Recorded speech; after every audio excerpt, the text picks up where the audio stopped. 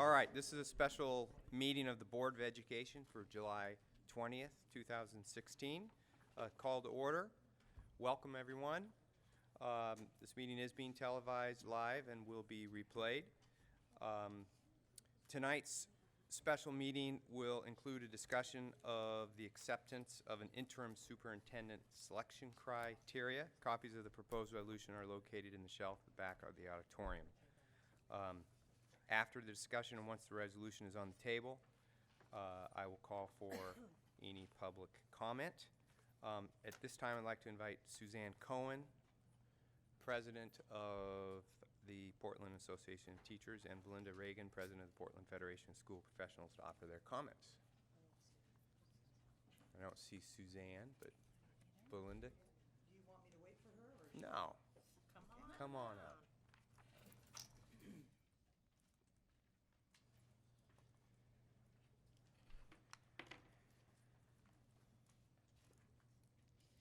I'm Belinda Reagan. I'm president of the Portland Federation of School Professionals. We represent about 1,400 employees in the school district. I'm here sort of off the cuff tonight because I hadn't really planned on coming to the meeting, but decided that I would. I don't have a lot to say. I'm on my summer break, so my mind is in summer break mode, so I'll keep this rather brief. I sit before you this evening to ask that you make no rash choices in selecting an interim superintendent. Whomever is hired into this position must have the ability to manage this massive rocking ship without causing it to capsize. The ideal interim superintendent should be willing to step aboard, take hold of the helm, but make no significant moves that might take us dangerously off course. In considering interim leadership, I would hope that those of you on the school board would choose a temporary leader who will simply be, in essence, a placeholder of sorts, someone to keep us afloat until a new captain comes aboard. While there are certainly serious issues to be addressed in this district in the months ahead, a provisional employee should hold no power to make changes of any great magnitude. Those responsibilities must be shouldered by our next superintendent in partnership with this board. I certainly acknowledge the enormous obligation facing this board, but I have grave concerns about the selection process for a transitory person in charge, particularly in regard to those whose names have been bandied about. Please keep in mind that we are a district comprised of employees primarily represented by unions and associations. Whomever is selected during this vetting process, be it an interim or a permanent role, should not have a history of unyielding negative notions about unionized workers. They must maintain an amiable relationship with all district employee groups, regardless of their affiliations. We are not Nike. Thank you.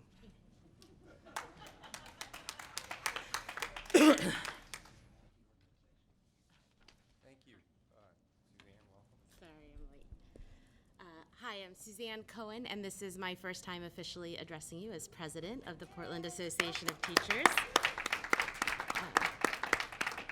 It is a great honor and a great privilege to represent the 4,000 plus educators that work for Portland Public Schools, and I take that responsibility seriously.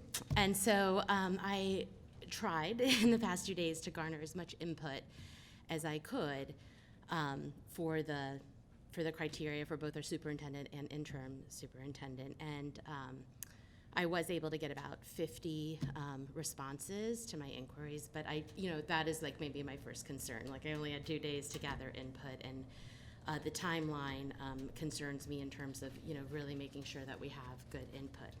Having said that, I will say that overwhelmingly with the draft resolution that was posted today, educators overwhelmingly thought it sounded pretty good, and they were really excited about it. So thank you for that work. So I tried to synthesize as many comments. I took a couple quotes, and I just kind of want to summarize for you what we're looking for, the parts of this resolution that really resonate strongly with us, and then areas that concern us or things that we want to make sure take place. So the first is the commitment to the public education. And within the comments, there's really a lot about like a true commitment to public education and really making sure that the person we find values public schools. And there are a lot of organizations out there that tout that they're friends of public schools, but we've seen nationally that they exert mission creep or are part of a corporate takeover of public schools, and that the end results actually work against public schools. So where we value this statement, we really just want to make sure and caution that the person we find is a true champion of public schools. The commitment to raising student achievement, of course, one that we all hold. And thank you for noting that a student is more than a test score, and we really appreciate that. We need to have multiple systems of accountability for student growth, and standardized tests cannot be the sole one. Then there is a demonstrated experience closing the achievement gap, specifically strategies that demonstrate results eliminating systematic inequities that impair a student's ability to succeed. And there we got a lot of comments that talked about that. One from a kindergarten teacher. Our interim and next superintendent should have lived knowledge of classroom life and deep respect for teachers. They should possess the ability to identify what practices and policies are equitable and effective and bolster them, as well as to identify and develop a plan with stakeholder input to rectify those that are dysfunctional. And so I think that's an important part that we all agree that, you know, some things need to be done differently. We're ready for some change, but really involving stakeholders in that effort to repair. And then one teacher wrote, I want someone who trusts us when we say we can actually do more when our load is less, which is different than what we've been seeing. The fourth one is a commitment to community engagement. That includes authentic dialogue and partnership. The candidate should possess the courage to make decisions that move the process forward. And we had significant comments that talked about that, the difference between listening or true partnership, input, but then valuing that input and making something of it. And so there's many comments like that, and there was one that just said, I have been in too many meetings where it's clear that decisions are being made without input or even discussion with the parties who will be responsible for carrying out what has been decided. The fifth one is a strong community leader, and that is great. And I appreciate also the mention of funding. We are very excited about ballot measure 97, the Better Oregon campaign, which has the potential to bring 33% more money to our public schools, effective the 2017-2018 school year. And we want to champion for advocating for those funds and making sure they're allocated effectively. The commitment to equity, we're so glad to see that. That was one of the first concerns that got raised to us. Will the equity work continue? And there's a lot of praise for Carol Smith and her work of calling out the need for equity, and the work that we've done on the interpersonal skills and analyzing ourselves has been transformative for so many educators. At the same time, there's a real cry to move on to the next phase of our equity work, to really look at practices, curriculum, teaching strategies, professional development that can bolster an educator's ability to meet the needs of all our students. There's also a real cry for equity in terms of structures that are in place, the systematic things that result in institutionalized racism, whether it's if we look at our boundaries or our schools, the program offerings, the way funds are allocated, opportunities. And so we want to continue this work and partner with all the facets that are necessary to move it forward. The seventh talks about experience leading and managing a complex organization. And you call out stakeholders and employee unions. There was a lot of comments about the real need for the next superintendent to work with our unions to be a champion of labor. And one educator, a high school educator beginning his 16th year, asked for a superintendent who will genuinely collaborate with teachers, a person who will address the combative, contentious, and counterproductive relationship that has plagued PPS for as long as I've been here. So we really want to make sure that we have someone who can work with us on that and include us in the decisions. The fiscally and operational being fiscally and operational responsible is obvious, and I think some of the reports and some of the things that we've noticed really highlight the need for that. So the accountability piece is crucial. At the same time, what's happening at the central office is unweighted relative to the resources that the people closest to the students and closest to the classrooms are seeing. So to quote one educator, "They must not view the stewardship of a school district as if it is a business to be run. However, they should strive for efficiency and demand that the bulk of our resources directly benefit students. We need someone who will listen intently and respectfully and translate the diverse voices within our community into direct action." So the only one that kind of maybe caused some concern for the people that were able to respond was the required education. And here it says the candidate must have 10 years of direct experience in education or a related field. And that caused concern for people, and there was so many hits about wanting a classroom educator. Some people had very specific, 3 years, or 3 years as a teacher and this many years as a principal. Other people just talked about they should come from a public school and not a charter school, and really championing the need for that. Someone wrote someone who has an experience actually teaching a variety of grade levels. So there's a lot of call for someone that is very, very familiar with education. And there was concerns about what a related field might mean for our schools. So the other comments that didn't maybe fit into this framework that I want to address is, I would call them that they call for a smooth transition. They want the interim superintendent to be someone that can ensure a smooth transition for our future leader.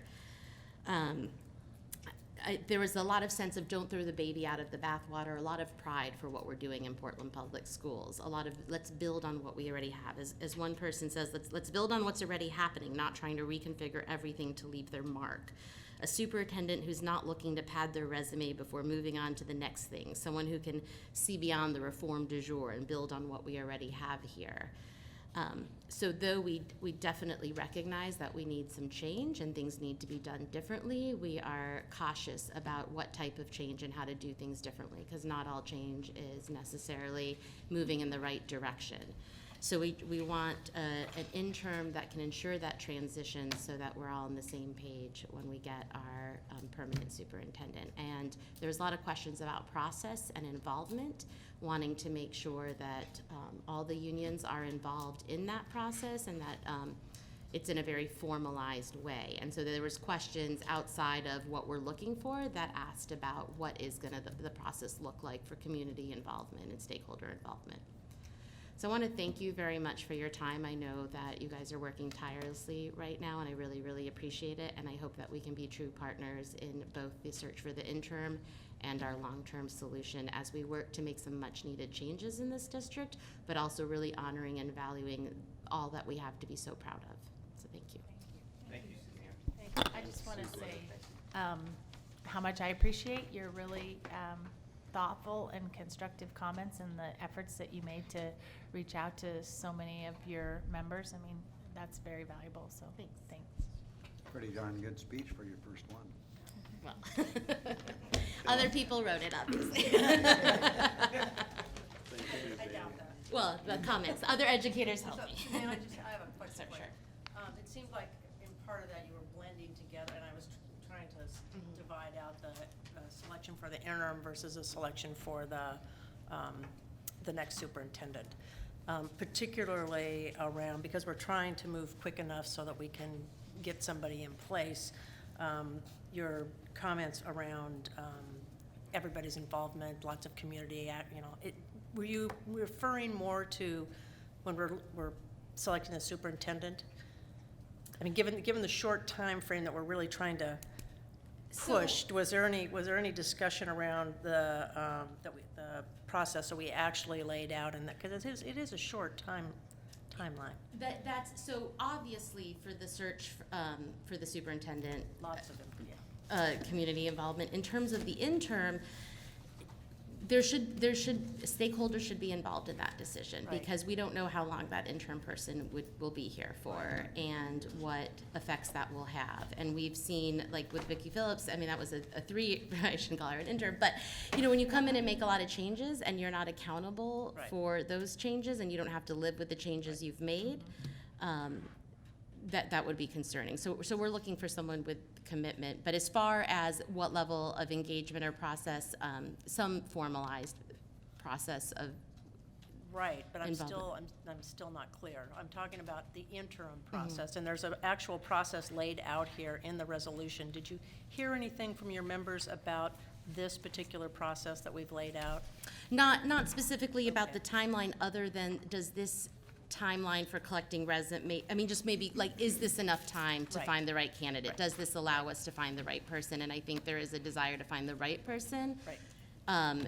With the time that, knowing that we need somebody, but also just, is this timeline an appropriate one that allows for the right amount of input? Great. And that was the question that was asked. Yeah, it is kind of jammed up. Thank you very much, and I also want to thank you for your comments and your, quickly pulling those together for us. That's great. Thank you. Thanks, Suzanne. everybody. It's helpful. All right, so the board will now consider Resolution 5303, acceptance of the interim superintendent selection criteria. Do I have a motion? So moved. Second. Moved by Director Knowles, seconded by Director Anthony.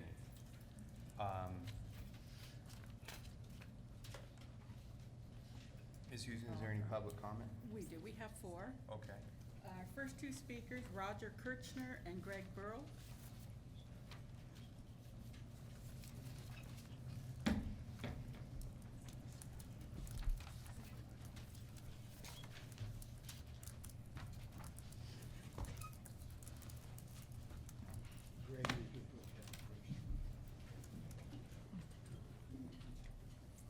Okay, Welcome.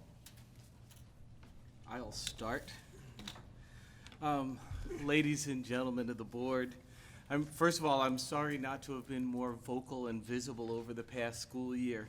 Unfortunately, I don't have the financial independence to pay as much attention to PPS's education policy as I would like. Let me just quickly thank Carol Smith for her service, and I would like to ask that we all spend no more time talking about anything she may or may not be to blame for, and focus all of our attention on the future. And I want to remind you all that smart people selected Rudy Crew. So really be aware of the things that can go wrong with the selection process. A good superintendent needs so many good qualities, but in order for any of the other skills to make any difference, we need these 3. First, experience. I'm convinced that at this point, Portland Public Schools needs an experienced superintendent. This superintendent should have a history of change, like the kind of change that we need to undergo, with community and teacher support, and a management vision that allows PPS to humanely cut central office positions, give teachers administrative support to make more decisions in cooperation with building administrators. I want to see people who now work in this building back in schools. And I want to remind you, perhaps it's a good idea to put off selecting a superintendent until after we know whether or not Measure 97 passes. One kind of superintendent can use new resources and build, and another type of superintendent will help us weather the storm of $1 billion of budget cuts next January in Salem. So as far as what Susan, I was one of the people that commented on her request, and I think the most important thing is that this is like a battleship, right? It's really important to have someone who's been an educator, but what we really need is a good manager. Many of the problems I think we face come from 20 years of budget cuts and a bunch of ad hoc reactions to fewer and fewer resources. So one of the most important things we need is somebody who comes with a broad enough vision to help us. And that's why I say a broad enough vision to help us cut again, or a broad enough vision to help us use the new resources and build back as quickly as we can everything that Portland Public Schools used to have. Thanks. Thank you. Good evening. I'm Roger Kirschner, and seated next to me is Lisa Kinzel. You should be in possession of a letter that we addressed to the chair and the vice chair. And I will read from that letter to make sure it's on the public record. As the board begins its consideration as to how best to proceed to search for and hiring a new superintendent, I respectfully request that PTA have a place at the table.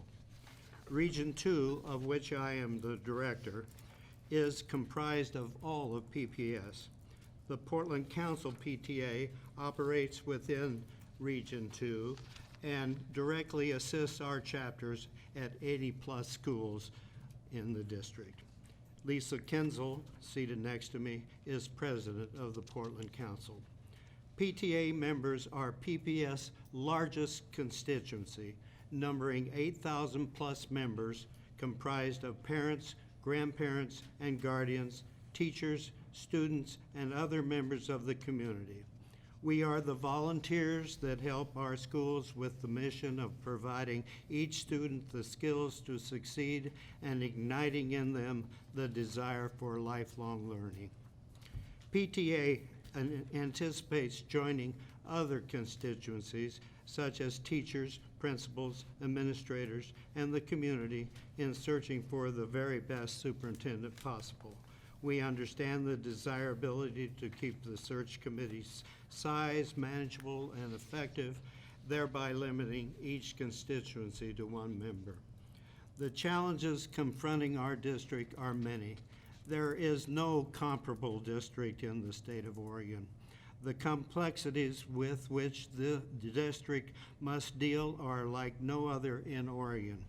Very few leaders in Oregon are required to supervise and manage a comparable workforce and budget as large. The responsibilities of the superintendent are not only many, they are huge. Undoubtedly, the board will engage professional search assistants. Selecting that firm will be a key consideration, and the search committee will need to work collaboratively and confidentially with it and the board. PTA looks forward to working with you, and we continue to advocate for every student with one voice. Truly, if our members were all present, you would have to meet us over at the Memorial Coliseum. Thank you, Roger. Next, we have Mike Southern and David Crandall.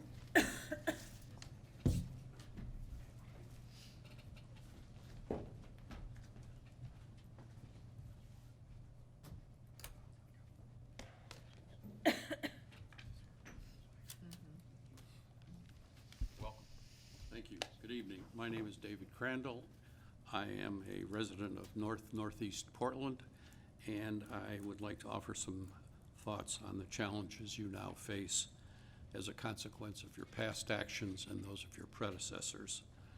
They are influenced by being a grandparent of school-aged kids, as well as a resident of Northeast Portland.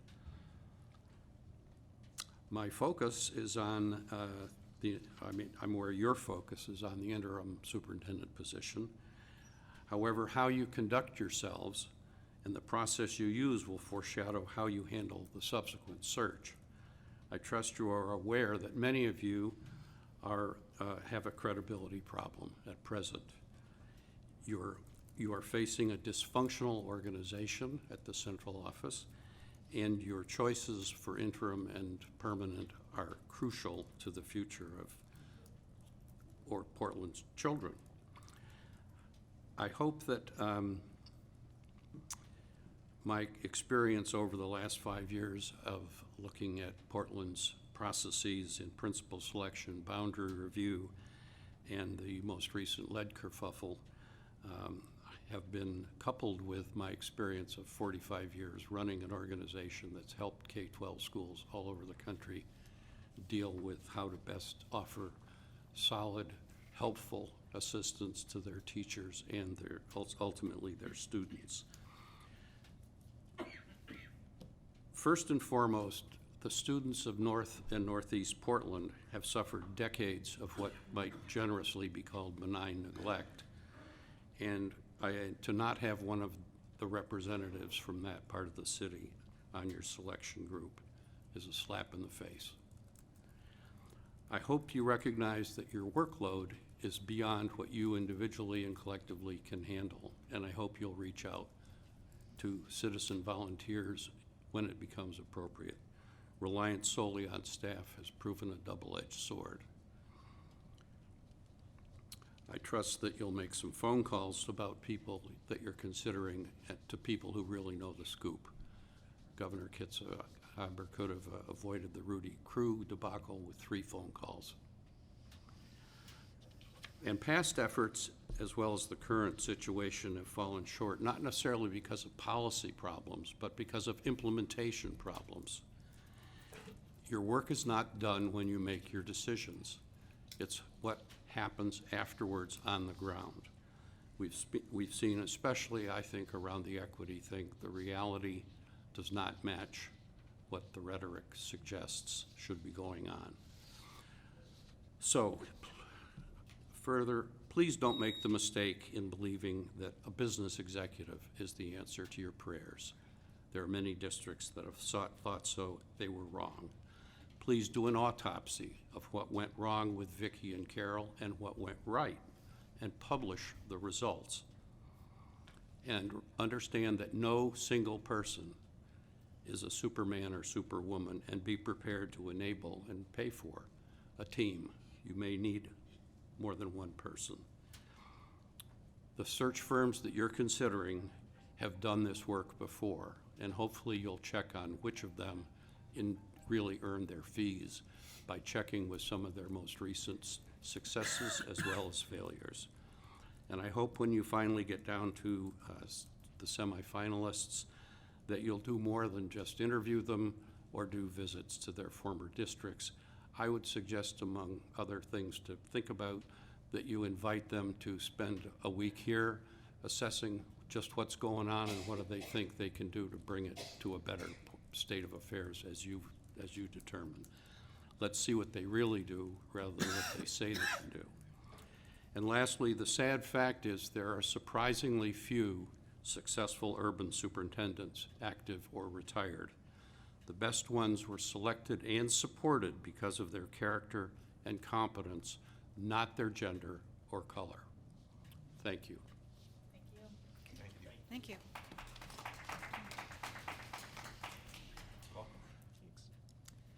Yeah, my name is Mike Southern, and I'm a parent of a 11-year-old and 8-year-old in outer northeast Portland.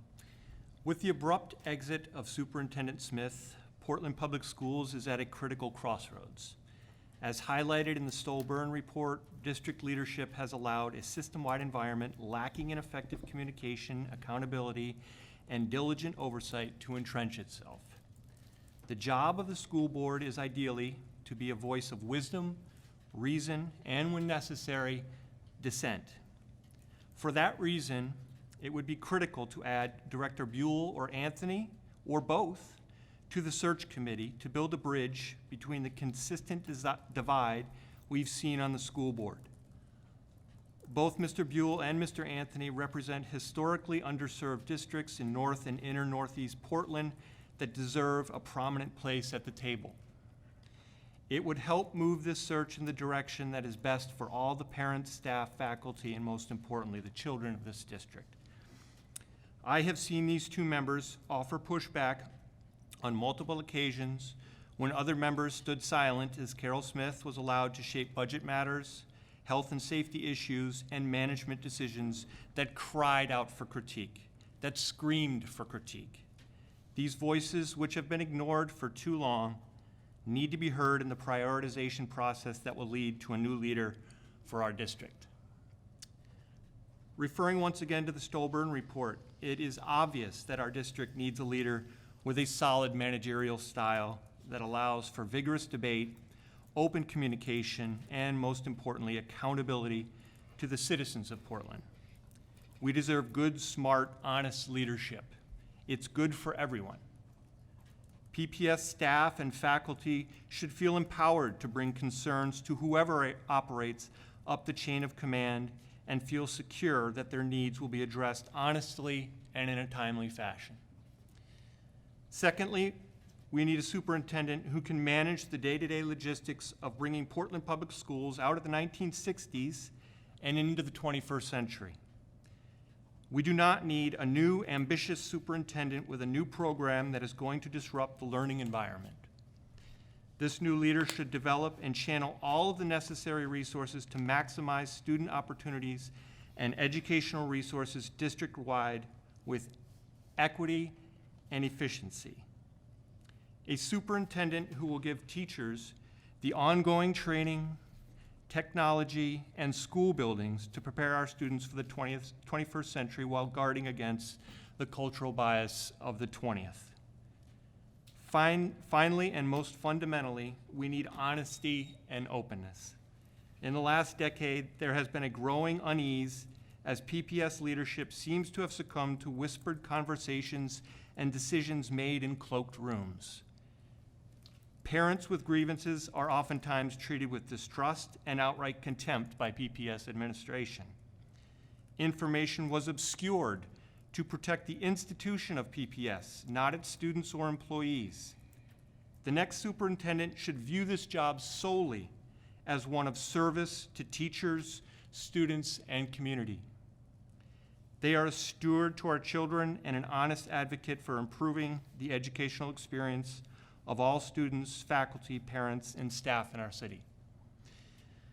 I want this process to succeed very much, and we want this board to do the best job that they can to ensure that this happens. Thanks. Thank you. Thank you.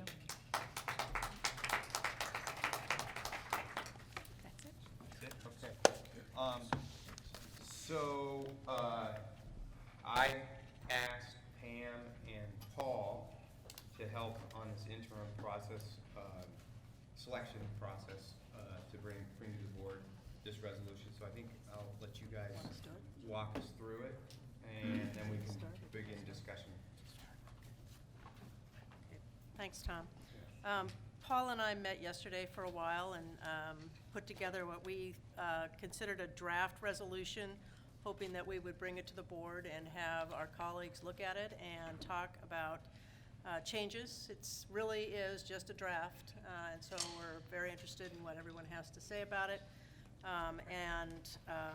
Also taking into consideration what we heard from our union partners and from the citizens who testified here and anything else. I haven't seen my email this afternoon, so I'm not sure if people have been commenting on it or not. But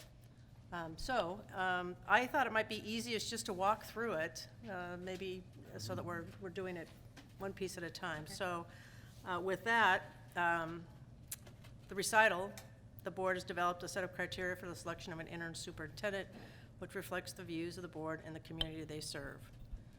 Comments? Changes?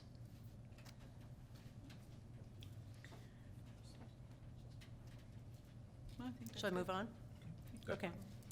And then, of course, adopts the resolution. And then, I'm not going to read each one of these.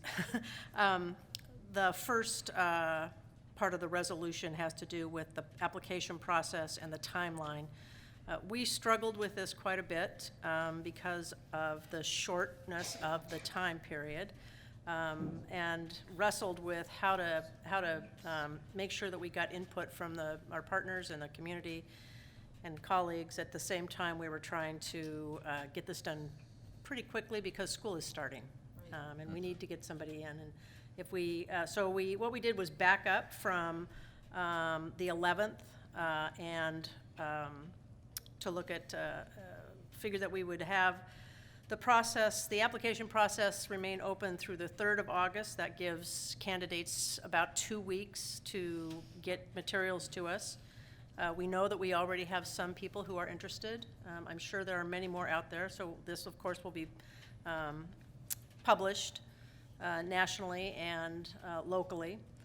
Then there is a requirement to submit a letter that tells how they meet the criteria that's included within this, and obviously I'm sure there will be some discussion amongst board members about how we might want to change some of that criteria. And then interviews the 8th and 9th, and a public meeting and greeting of final candidates on the 10th, and then hopefully a selection on the 11th. That would give us time then to have that person, I'm hoping that whoever, I guess I shouldn't say hoping, but we don't know how much time that person's going to need in order to wrap up whatever they may currently be doing and get to the district. So that was the basis of our timeline, and happy to hear comments from everybody. Okay. Comments, Steve?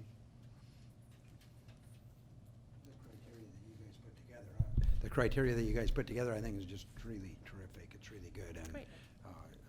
So you get the teachers' union president come in and say, hey, this is really good, and that's pretty good. That's a pretty good job from my point of view. So I think it is excellent, what you put together. I think we're going to end up getting an educator. If we don't, we don't. But I thought David Crandall's comments about Rudy Crew, evidently Rudy Crew was at one point a person who put in for Portland Public Schools. Who's a candidate? Yes, he was a candidate. And It's been all over. one phone, it wouldn't have taken 3 phone calls though, David, only would have taken 1 to Tom Olson, right? And that would have taken care of the whole thing. So here's the thing that I don't see in the timeline at the start. Because I'm only speaking on the first paragraph. The other stuff Right. I think is excellent. I think we've got to, we need to figure out a way to meet what our stakeholders are talking about, that we get we get their input in some manner. And the best manner would be to have them come in and meet the people and have them speak. And some way we should be able to work them in there. They have a lot of contacts around that maybe we don't have.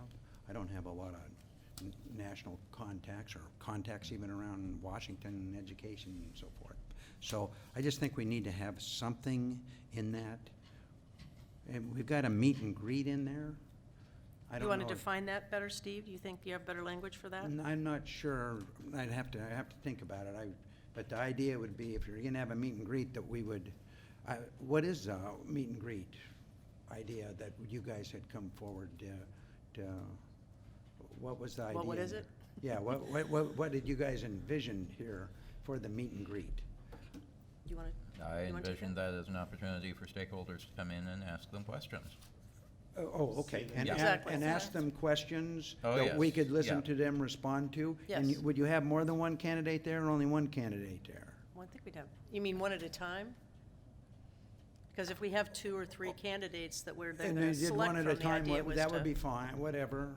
I mean, but is the idea to have, like, get down to 3 and then bring 3 in and then have a meet and greet with 3 where we sit and we ask some Exactly. questions? Yes. Not because in our regular, when we do the final superintendent thing, I have really strong feelings Right. about having actual committees who ask questions and so forth. But the timeline is quicker here, and it's different.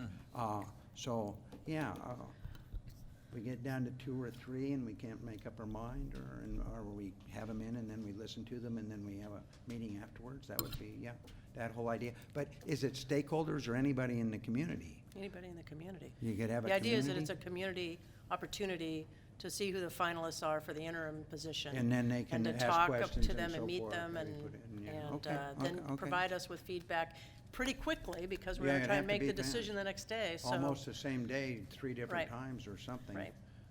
In the evening, something, maybe, we could do it all maybe in one spot and then have them in. Rotate in and Hour and a out, half, yep. hour and a half, or something like that, some Exactly. lengthy period of time. If that's the idea, that makes real good sense to me. Okay. Yeah.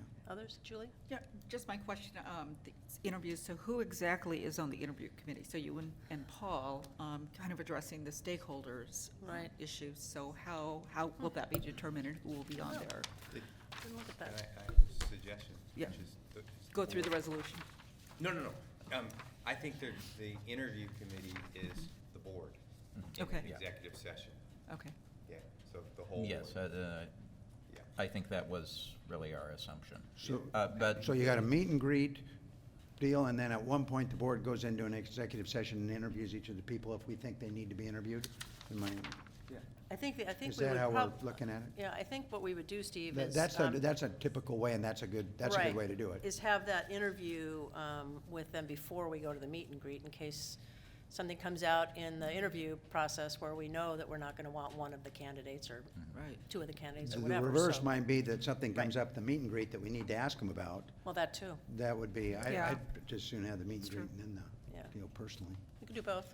Yeah, That- that's an- That way we're getting true input Right, we can do both. ahead, and we're, Yeah. and we can say, well, you answered that question like this, but does it mean that you really think that the chairperson should resign? I mean, that And, type of stuff. and that's, Steve, that timeline is in the language that we've got here. Yeah, I saw The that. Monday and Tuesday. Also, I did want to say it was very explicitly our assumption that, yes, in order to publicize this, we'll be using the OSBA and other resources, but also that individually we're going to be using our networks. And we are going to, as individuals, be talking with the unions and anyone else we might know in the world of education who might have a good contact for us. Or out of the world, your hairdresser. Or people watching this tonight. Yeah. If they know of someone who is an educator or who has the qualifications that meet this criteria, then we would ask people to encourage those people to apply. Better have a big room, which is, this probably won't do it. Okay. But that's good. This is really good stuff. So, Yeah, I did. I had a comment, and Pam, I think you got the language that may address this, but, Working on it. we may, this is the timeline that we're laying out. We may want to change it, either make it longer depending upon, what happens, or shorter. So I'd like a line in there that, says the timeline may be altered at the discretion of the majority of the board. So it just makes it clear that Or how there's. about just altering at the discretion of the chairman of the board, because we would, to do it at the majority of the board, we're gonna have to have another meeting. Good point. And we're just kinda, or how about, That's fine. With how about me, the if it's fine committee? with you guys. How about Yeah. the committee, altering at the discretion of the committee, Yeah, that might work. which would be Pam and That- Paul, because they're following it or through the and putting it chair, together. Yeah. Can you shorten the Let's timeline? let's Oh, do, chair. the- let's do the Published chair. timeline? Can you close it early? Discretion of the chair. I think you might have trouble Kind of odd. closing the application time. Right, I mean, I don't think you can close it early when you have a published timeline, but something to consider. Okay. At the time. This leaves that question to you, so it just says altered. Right. Is that all right? And, yeah. Okay, so that's now in there. Yeah, sure, go. Okay, then are we good with Yeah. that paragraph? Yes. Okay, Do we need moving to- on okay. to the next one. Commitment to public education. Candidate must demonstrate a deep personal commitment to public education that puts students' needs first. Any comments? We're good? Next paragraph. Commitment to raising student achievement. Candidate must possess the skills to ensure that the entire school district works effectively to provide equitable opportunity to improve achievement for all students, Take yours. to push excelling learners to the next level, and to prepare every student for success after graduation. The candidate must support the belief that student achievement is about more than just standardized test scores. I like that. Okay. Could I make a comment as we're going along? Yes, Yes, please that's the do. point. I don't think, thank you.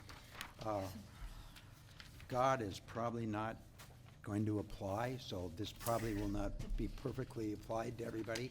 And the word must is fine, but I just want to say that I'm voting for the word must, and in my brain, I'm thinking should. So, Yeah, that's so it's probably, pretty, that must do this, it must do this. That means they should have it, but maybe some person will come in who's really great, but doesn't have a demonstrated fiscal responsibility perfectly. You know what I'm saying? I don't think we're gonna get a candidate who's gonna fit all these as musts. We might, but you know what I'm saying? That's all I'm saying. I'm voting for the should part. Setting those standards high, Steve. Beg Setting your those pardon? standards high. Yes, and Yeah. I'm not prejudging. if God applies, I will be very happy to consider that application. But also, in management, everything that's covered must. here is also covered by just the ability to delegate well. If they can go out and find somebody who can ensure the entire school district works effectively to provide equitable opportunity, I'm certainly good with that. As Must long it as they is. know their weakness and can compensate accordingly, Yeah, we're I good. was just coming, I'm fine, fine Yeah, with must. yeah, okay. We can live with must. Me now, Yep, okay. this next one. Demonstrate experience closing the achievement gap. Canada must believe that every child can and will succeed regardless of his or her circumstances and must possess the skills to create the conditions where this happens within PPS. Candidates should be able to articulate strategies and demonstrate results eliminating systemic inequities that impair a student's ability to succeed. Yeah. No questions? All right. Well, I think these yeah. really align with You have our, a- mission, Steve? our board priorities. Yeah. Closing the achievement gap is a kind of an odd, it sounds like the good thing, but it's, the second line doesn't go with it because you don't, those two things kind of don't go, which is fine. I'm okay with closing the achievement gap, but if somebody comes in who's really good and they've held it steady or something, that's, I mean, the closing the achievement gap, you can close in a lot of different ways. This isn't the final candidate. I just don't know if we need to have demonstrated experience in closing the achievement gap. I'm fine with it, but I'm not gonna hold Okay. that standard as a very big part of what we're doing, what we're looking for. Okay. That's Anybody it. else? Thank you, Pam. No, okay. And then commitment to community engagement. Candidate must demonstrate a willingness to understand the particular culture of PPS in Portland. Candidate must also have the predisposition, desire, and ability to proactively engage students, parents, teachers, principals, support staff, local government, education-related organization, culturally specific organizations and representatives, the business community, and other community stakeholders in authentic dialogue and partnership. Candidate should best possess the courage to make decisions that move processes forward. I wonder if we're talking about, there's a couple of things. Culture of PPS, I understand the culture of the school district, but wondering if it's something, and the cultures of Portland. You did talk later about community-specific organizations, but they're also kind of the broad community. So it's not just culturally specific organizations and representatives and perhaps communities or parents. So I guess So we were you could. suggesting something particular, Julie? Well, I guess we could say culturally specific, because they can proactively engage students, parents, teachers, and then later you say culturally specific organizations and representatives. But maybe they're just also defining families and communities, cultural communities. So are you okay, or? I just would add that. Instead of just organizations, is adding? what you're saying? Yeah, Yeah, it's community. instead of organizations, so organizations, comma, and my pen isn't working here. Okay. Organizations, comma, organizations. representatives, and the community. I'm not sure where you're putting that. After culturally specific, so So that we're the engaging not organizations just the and culture representatives, of okay. PPS district, but our cultures within our community. Be inclusive. You guys got that? Culturally specific. I'm looking at Yes. Karen to make sure she's got Just- it. Okay, yeah. good. Do you want to Oh, do and this after one? representatives, yes. Do you want to do this one? Okay. Yep. Okay, strong community leader. Candidate must possess excellent interpersonal communication and political skills to assume an active leadership role in the city, state, and region on funding, infrastructure, and other education-related issues. Candidate must effectively serve in partnership with the board as ambassador for the district and for public education in Oregon. Good? Yeah. And the next one, commitment to equity. Candidate must demonstrate experience embracing and promoting equity and diversity. Candidate must embrace the racial educational equity policy of PPS. Candidate should have a record of successfully engaging diverse racial, economic, and multicultural communities as partners in meeting the challenges faced by the school district.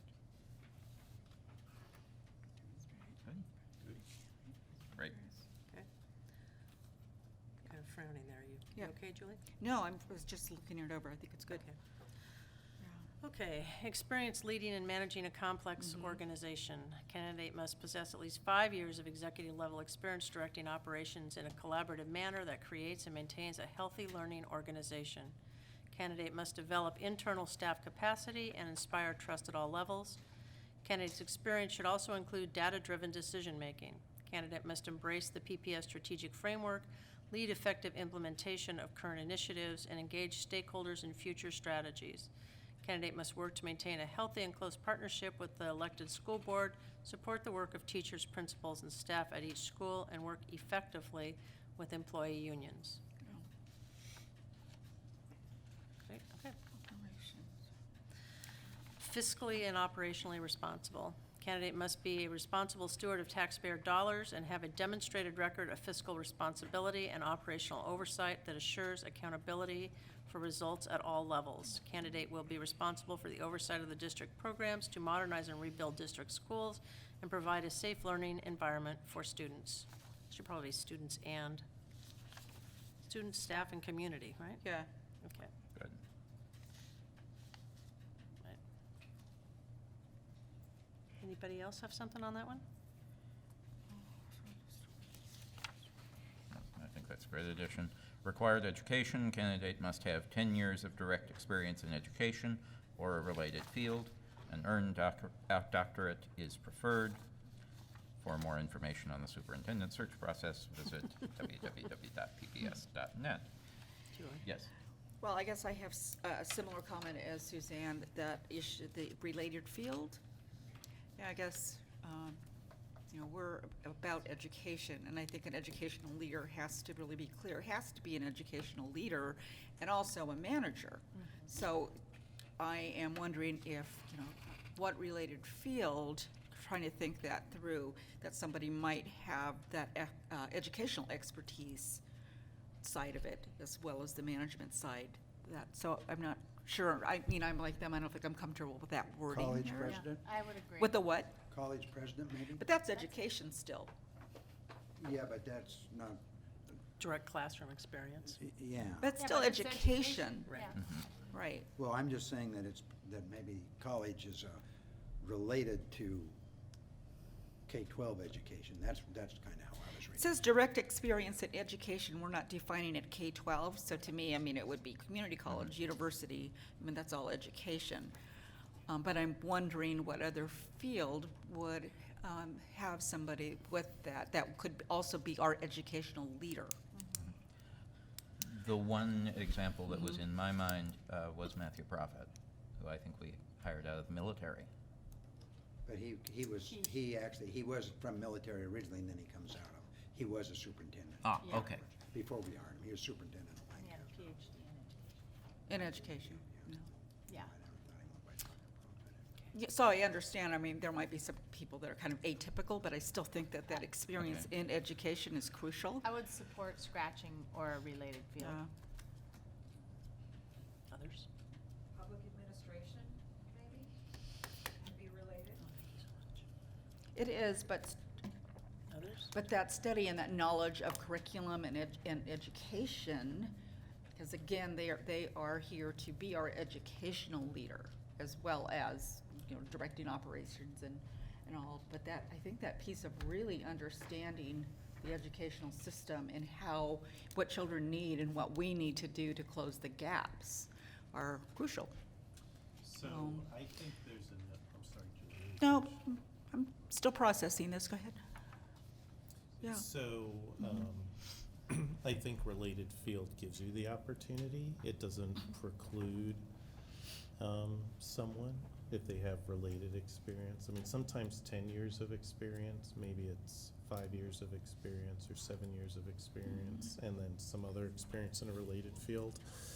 So you can always discount a related field, but if you leave it in, you always have that opportunity. But I think a related field is definitely relevant, so.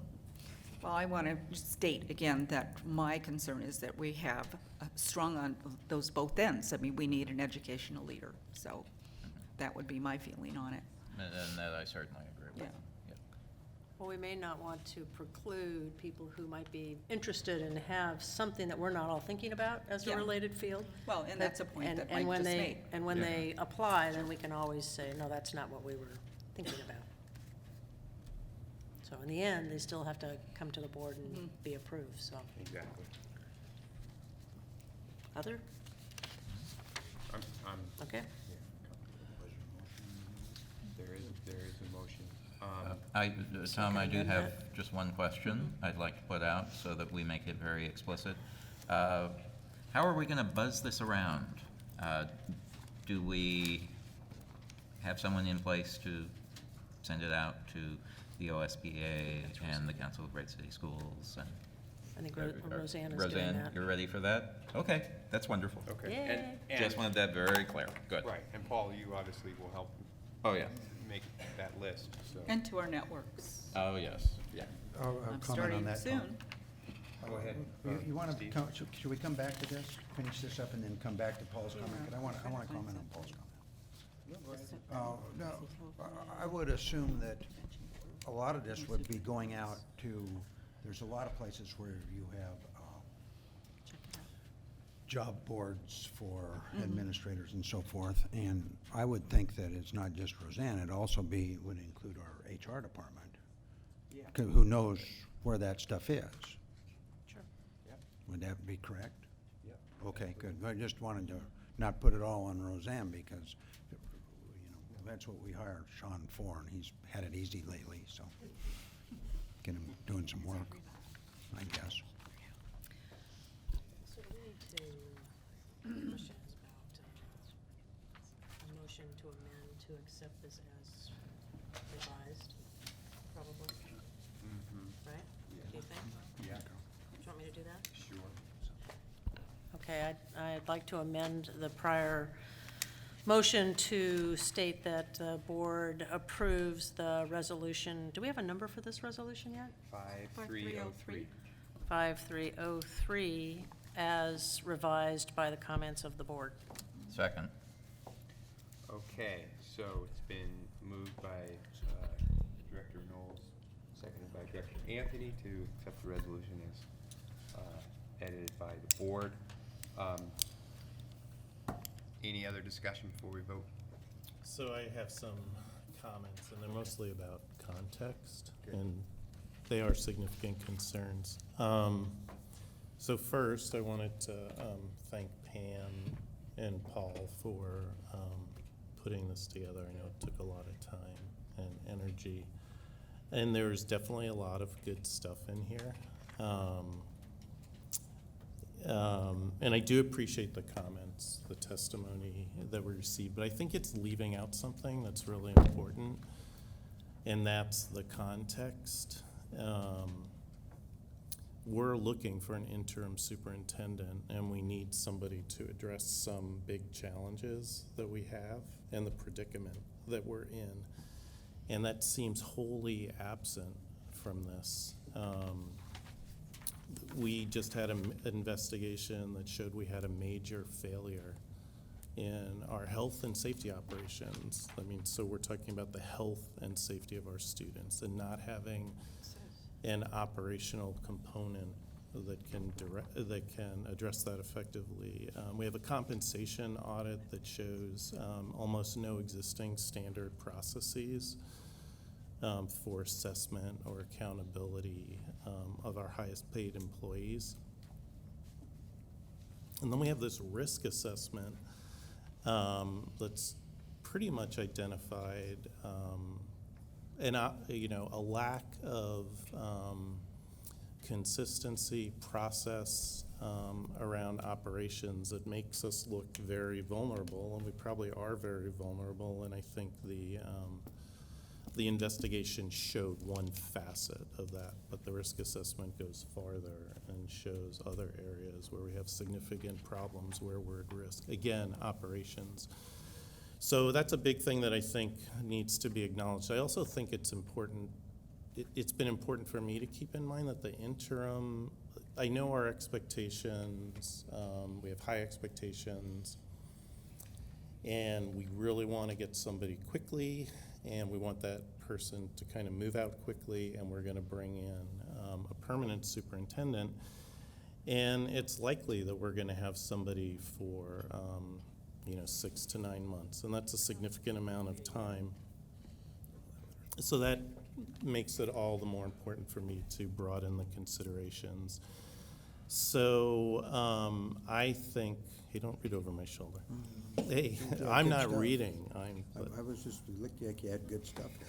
So I think there's some key components that are missing from this, the duties that are identified that would successfully get us moving forward on this. I only saw the resolution a few hours ago. I imagine if I saw it a few hours ago, most of the community saw it less than a few hours ago, or in some short period of time. And so there hasn't been a chance to really discuss this or get feedback from the community. And so I think the community is probably going to be concerned about that, being presented with something so important with so little notice. And I think that's another transparency issue. And so we're missing an opportunity to build and restore community trust. I also think the resolution, which is sort of gets back to my earlier statements, it's focused on a permanent superintendent. It's not focused on what we need in an interim superintendent. And if we're going to have an interim superintendent for a significant period of time, I don't buy into the caretaker analogy. I think that's sort of the worst way to go. We have, again, I described it as a predicament. We have serious operational problems. They have to be solved immediately, not 9 months down the road by somebody new who's going to take a year to figure it out. And so I don't see anything about that in the resolution. And so right now when I think about where we are, I've talked a lot about operations. Assess our operations. This is what we need an interim for. We need the highest level of support for looking at system design,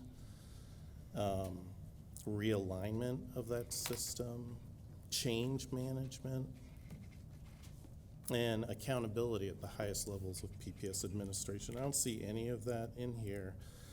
And so, which isn't to say, again, that what's in here isn't good. It's just not good enough for what we're moving for. We're moving for an interim superintendent, not a permanent superintendent. And so I want to be sure that we, at this point, the serious point, that we have an opportunity to build in more transparency, more discussion, build trust, and that's not happening, so I don't support this. But I'm hoping that in the ensuing discussion and time, we're going to expand that scope. So again, thanks to everyone for the work they did, but it's such a core issue for me. I can't support this at this time.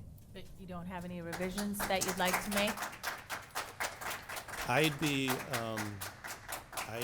I'd be willing to make revisions, Amy, when I had time if I had enough time to look at it and talk to people in the community. I've talked about this before, people that I represent, and so I don't have that opportunity.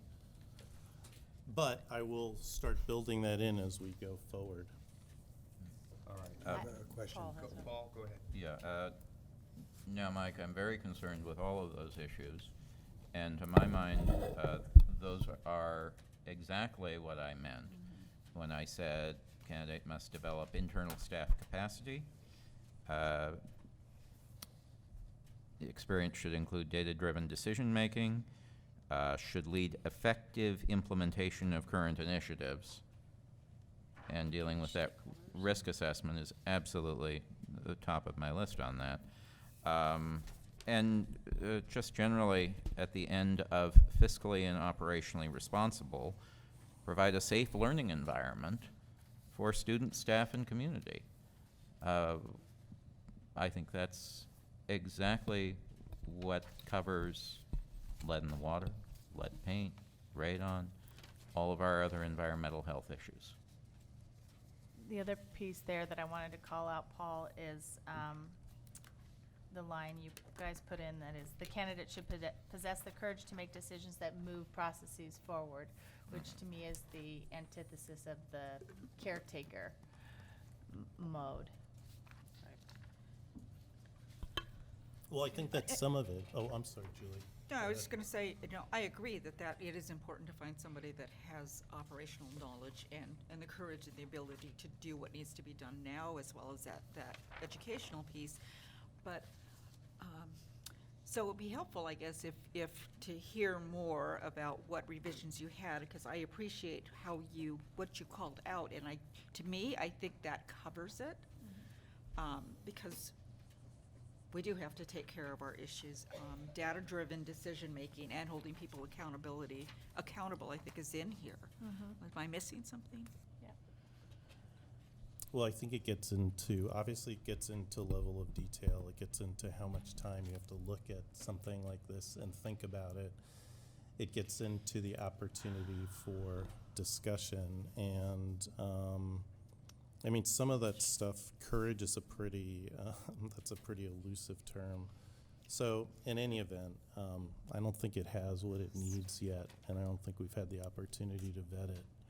And even if I told you tonight, a half a dozen things, it would still be what I think right now, based on a few hours, without any opportunity to talk to the community.